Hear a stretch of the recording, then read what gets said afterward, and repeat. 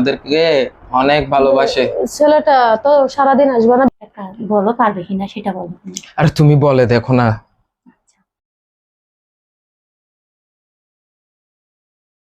আর নাস্তা পানি করছো তুমি? করছে। হ্যাঁ, আপনাকে কালকে টাকা দিছি যে পাইছেন? হ্যাঁ পাইছি তো, টাকা পাইছি। আর কি তুই আজকে অফিসে যাবি না? হ্যাঁ, অফিসে যাওয়ার জন্য রেডি হয়েছি আর কি। নাস্তা খাইছস তুই? হ্যাঁ, নাস্তা পানি খাইছি। তোর ভাবি তোকে সবকিছু দিছে? হ্যাঁ, দিছে। বৃষ্টি, এই ছোট ভাইয়ের ব্যাগ নিয়ে আসো, ও অফিসে যাবে। তো মা, দুপুরে কি রান্না হবে আজকে? দুপুরে বৌমা যা রান্না করে আর কি। যা ভাই যা, ঠিক মতো খেয়ে নিস, বুঝছো? কেমন ঠিক আছে, নিজের আমি যাই, অফিসে যাই আমি। যা, নিজের এই দুপুরের খাবার ঠিক মতো খেয়ে নিবি। ঠিক আছে ভাইয়া, যাই। না, আমার ভাইটা কত কষ্ট করে আমাদের জন্য, অনেক কষ্ট করে মা, ছোট ভাইটা, বুঝছো? আমার ছোট ছেলেটা দেখছো? অনেক ভালো আমার ভাইটা, আমার ভাইটা আমাদেরকে অনেক ভালোবাসে। ছেলেটা তো সারাদিন আসবে না, বিকালে আসবে। টিফিনও তো দেওয়া হয় নাই। দিছে মা, টিফিন দিছে। দিছো না? আজকাল কিছু মনে থাকে না। আচ্ছা তুমি একটা কাজ করো, দুপুরের জন্য তুমি ফ্রিজ থেকে কিছু নিয়ে রান্না করো গিয়ে। আচ্ছা মা, আমি একটু ভিতরে যাই, আমার একটু কাজ আছে, একটু রেস্ট নিতে হবে, তারপরে ওই কাজগুলো নিয়ে একটু আচ্ছা ঠিক আছে, বের হতে হবে। আচ্ছা তুমি থাকো তাহলে। হ্যাঁ, আচ্ছা। কি ব্যাপার বৃষ্টি, তুমি মুখ ভারী করে বসে আছো কেন? কি হয়েছে তোমার? মুখ ভারী না করে কি করব? কেন কেন কি হয়েছে? দেখতে পাচ্ছ আজ বাদে কালকে একটা নতুন মেহমান আসবে।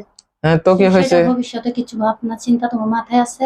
ভবিষ্যতে কি, তো আমরা কাজ চাকরি করতেছি, চলতেছে, কিছুই লাইফে হবে না, বুঝো না? এখন তোমার নিজের ছোট ভাইকে দেখো, হ্যাঁ সে মাসে তার ইনকাম 2-2.5 লাখ টাকা। হ্যাঁ, মাশাআল্লাহ, আমার ভাই তো অনেক ভালো ইনকাম করে, আমার ভাই আর কত ভালোবাসে আমাদেরকে। তো এর মধ্যে মায়ের জায়গা, সয় সম্পত্তি সবকিছু মায়ের নামে। কাজ বাদে ওরা যদি 2 দিন পরে যদি আমাদেরকে লাথি মেরে বের করে দেয়, আমাদের কিচ্ছু হবে না। আছে আমাদের ভবিষ্যৎ সবকিছু। কি বলো তুমি? তুমি নিজে চিন্তা করে দেখো। আসলে তো কথাটা ভেবে দেখতে হবে। তুমি তো একটা ভালো কথা বলছো। একটা কথা বলি কি, তোমার ভাই তো বের করে দিলে, ধরো ও তো এরকম জায়গা 10-12টা নেওয়ার ক্ষমতা আছে, কিন্তু আমাদের নেই। হ্যাঁ আসলে তো আমার তো তেমন ইনকাম হয় না, মাসে মাত্র 30,000 টাকা পাই। ছোট ভাই তো 2 লাখ টাকা করে পায়, 2.5 লাখ টাকা করে পায়। আর জায়গা সয় সম্পত্তি সবকিছু মায়ের নামে। তো তুমি একটা কাজ করো। কি করতে হবে বলো এখন? বলো পারবে কিনা সেটা বলো।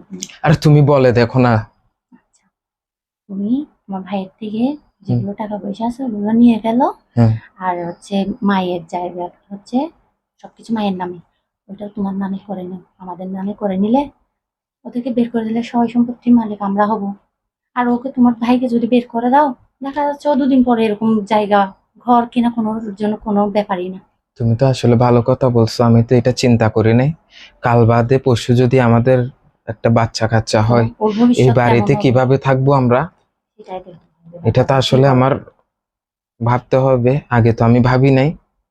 আচ্ছা, আমরা একটা কাজ করলে কি হয়, মাকে একটু ভুলভাল বুঝিয়ে যদি মা থেকে যদি আমরা বাড়ির দলিলটাতে একটা সিগনেচার নিয়ে নিতে পারি, তাহলে তো জায়গা জমি সব আমাদের হয়ে যাবে। তাহলে আর আমাদের ভবিষ্যতে কোনো কষ্ট থাকবে। আর ছোট ভাই যে টাকা স্যালারি আসে, ও তো সবকিছু আমার হাতে দিয়ে দেয়।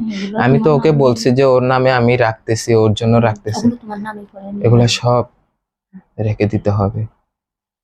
কি বলো? ঠিক আছে, এই প্ল্যানটাই করতে হবে। আমি আজকে গিয়ে দলিলটা রেডি করে নিয়ে আসবো। মাকে তুমি আদর যত্ন করে ভুলভাল বলিয়ে ওই সাইনটা নিয়ে নাও। হ্যাঁ, আমি আজকে যাব, আজকে গিয়ে ওই দলিল রেডি করে নিয়ে আসবো। বের করে দিব আমাদের ঘর থেকে, তারপর সয় সম্পত্তির মালিক সবকিছু আমরা হব। আর আমাদের ভবিষ্যতে তুমি একদম ভালো কথা বলছো। আচ্ছা, এটা যেন কোনোভাবে আম্মু যেন এটা টেন না। আরে না, তুমি একদম চিন্তা করিও না, ওরা কেউ বুঝতে পারবে না। আমি এখন গিয়ে দলিল রেডি করে নিয়ে আসবো, তখন শুধু আমরাই থাকবো এই ঘরের মধ্যে, রাজত্ব করব আমরা। আমাদের বাচ্চা কাচ্চা হবে, তাদেরকে নিয়ে আমরাই থাকবো। আর এই তো আমার মা তো বৃদ্ধ হয়ে গেছে, কাল বাদে পশু মরে যাবে, এর কি? তুমি এটা বোঝার চেষ্টা করো, দেখে নিয়ে বের করে দিলে কি। আর তুমি ভাবিও না, এটা আমি আমার উপর ছেড়ে দাও তুমি। তুমি একদম টেনশন করবে না, আর এরকম মুখ ভার করে বসে থাকবে না, বুঝছো? হুম। ঠিক আছে। আচ্ছা।